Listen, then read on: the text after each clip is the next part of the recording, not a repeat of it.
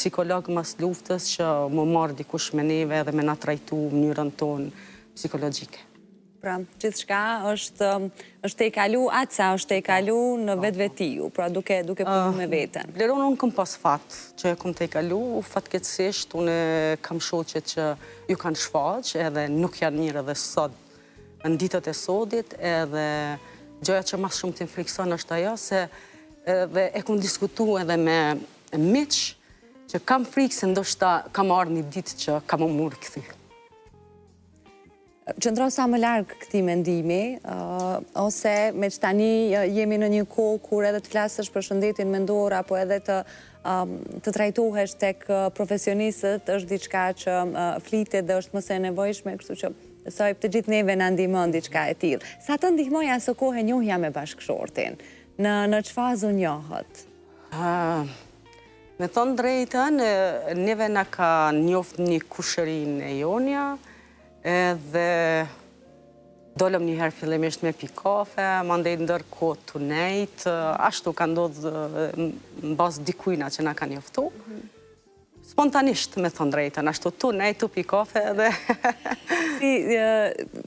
Si u gjetët në lidhjen e juj, ose çka ndryshoj tek ty personalisht, për çka u bëre më e fort, ose a fillove ta shohësh jetën ndryshe duke pas edhe një partner, vim pra obligime të reja, kërkesa për familjen? Ndëgjë Bleron, sigurisht me çdo person që unë takohesha që nuk ka të bëjë me luftë, unë disha ndryshe. Sepse nuk ishte tema të luftës aty, edhe sigurisht që njohja me bashkëshortin, kur unë jam njoft normal që jam një ma e sigurt, për arsye se shumë femna të luftës kanë qenë shumë paragjikune edhe kanë meti edhe pa u martu. Nuk do me thonë se mu më ka frigu fakti që ka me mbet pa u martu, mirë po fatkeqësisht ka ndodhë. Jam paragjiku, po thua nga shoqëria jonë? Po, shumë nga shoqëria, sepse asnjëherë nuk e kanë kuptu idealin tonë, realisht njerëz ne, femna, se unë i kam pas edhe 3 shoqet, cilat i kanë pas ka 17 vjetë, edhe kur unë nuk e di, a ka mujt me kuptu dikush çfarë mendësie, çfarë ideali kemi pas na, që kemi mendu sa të reja për çlirimin e Kosovës, edhe qëllimi jonë ka qenë vetëm ajo, çlirimi i Kosovës, nuk ka pas mendim tjetër. Ndërsa na jemi paragjiku në atë pjesën ma të keqe të mundshme, se kanë mendu se na kemi shku në mal, edhe aty janë krejt meshkuj, edhe nuk e di se që kanë mendu se pse kemi shku, nuk e kanë kuptu mënyrën tonë, idealin tonë që na e kemi pas.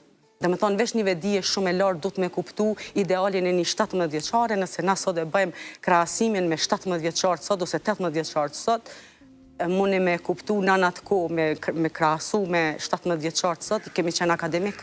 Dhe vesh një mendje shumë e ullë. Shumë e ndritën, mundet me në prishur, mundet me mendu të kundërtën. Po, kemi qenë paragjikune fatkeqësisht.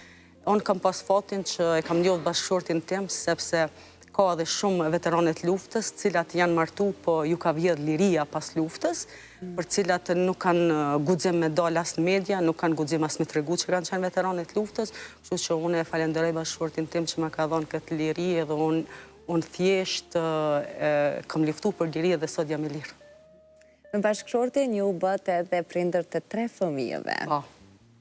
Më shpalos pak emocionet e ardhjes në jetë të fëmijë të parë. Si i përjetuat?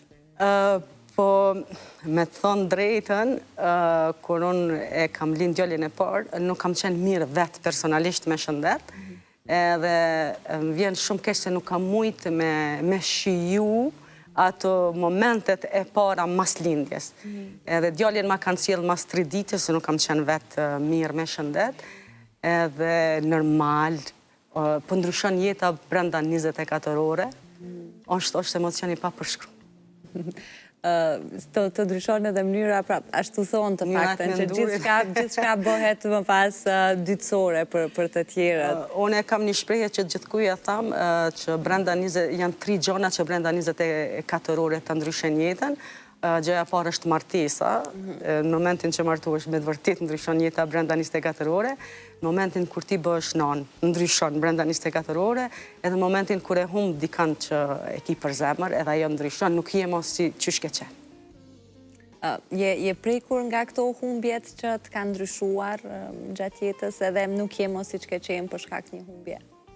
Po, jam prek. Dhe, po konsideroj që është e pa zëvendësueshme humbja e dikujt apo ikja e dikujt në atjet, por... Bleron, na e dim që të gjitha presim vdekjen, po më varet se si vjen vdekja edhe më varet si e jeton deri sa të më rinjtë e vdekja. Unë e kam humbë një njeri, një antar të familjes, vllajin tim 36 vjeçar, i cili ka qenë invalid, nuk ka ditë as me fol, as me hec. Edhe ajo është që, dhe me thonë, nuk më banë kur më konë mjek që shkam qenë, se nuk ka pas jetë. Thjesht, a i ka qenë në botë, si një njeri, mirë po, ajo është që nuk më banë më kur më konë jetë. Ke qenë shumë e lidhur me te? Po, të gjithë familja kemi qenë të lidhën. Ka qenë pika jone e dopte e krejtë familjes. Si mundohesh sot me mbajt kujtimin për të, ose me mbajt atë afër, me kujtu, me qenë gjithmonë prezent në jetën tënde? A e din, Bleron, gjonat e vlefshme nuk i tregojsh kërkujna. Unë ato e mbaj si një diamant, që e mbaj veç në zemër dhe nuk i foli kërkuj, se sërë të foli për ato emocionona. Edhe është gjoja ma e shtrejta jemja dhe nuk du mja të regu kërkujna. Totalisht e kuptueshme. Më fol pak për emrat e fëmijëve. Si ja keni vendos, a ka ndonjë histori prapa ndonjërit prej emrave, ja po më thonë që kemi edhe fotografit?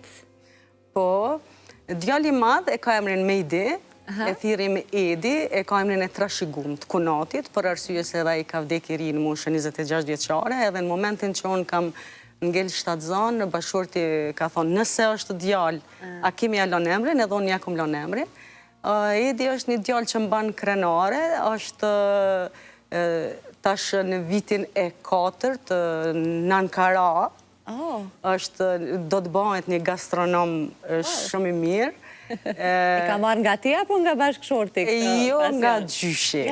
Nga gjyshi, për arsye se familja ime ka një restorant në Vërminc, restoranti Mifabeli, ndoshta e keni ndëgju, edhe ky ka shku si 13 vjeçar me ndihmu, edhe realisht prej aty i ka pëlqy edhe gjithmonë ka dashur me shku në gastronomi, fatmirësisht e ka fitu bursën vitin e parë, edhe që 4 vite e gjys është në Ankara. Kur të na kthehet në Kosovë, do vim edhe t'i shijojmë ushqimet e Po, tij. patjetër, po besoj që edhe studimet kam i përfundu aty, se veç për shkollës mesme është, e tash edhe studimet po besoj që kam i përfundu, edhe sigurisht që... Apo të mungon shumë? Shumë.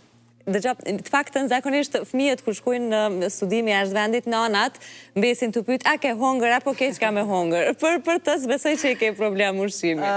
Një përparësi është që është pjek shumë, ndoshta ajo vetëmia... Dhe i vogël në...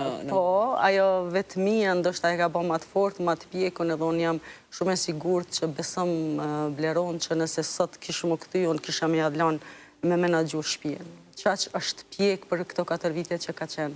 Lumë si ju për djalin. Po, m'ban krenar. Mos t'i mbesim bashkë të tjerëve. Po. Qika e ka emrin Medina, ja ku më përshtat me Idi Medina, edhe është tash në vitin e parë në gjimnaz, edhe kjo është një qikë që ka marrë shumë mirënjohje, shumë lavdata, e kam krajnë të djathtë, Pas ka marrë edhe sytë tu. Po, edhe më banë krenare në momentet kur une jam manë zorë që nuk munde me bo diçka që shikemi na punë të shpisë ose diçka, une veç i tha me din kryma non që ta, edhe është sikur me qenë une aty. Do me thonë, edhe në mësime është mirë, edhe jam me fatë që i kam në rrugë të drejtë, se sot është vështirë me eduku fëmijë. Cilën e ke frikën më të madhe? Vazhdimisht i pyes prindrit, sepse më të vërtet nuk jam vetë non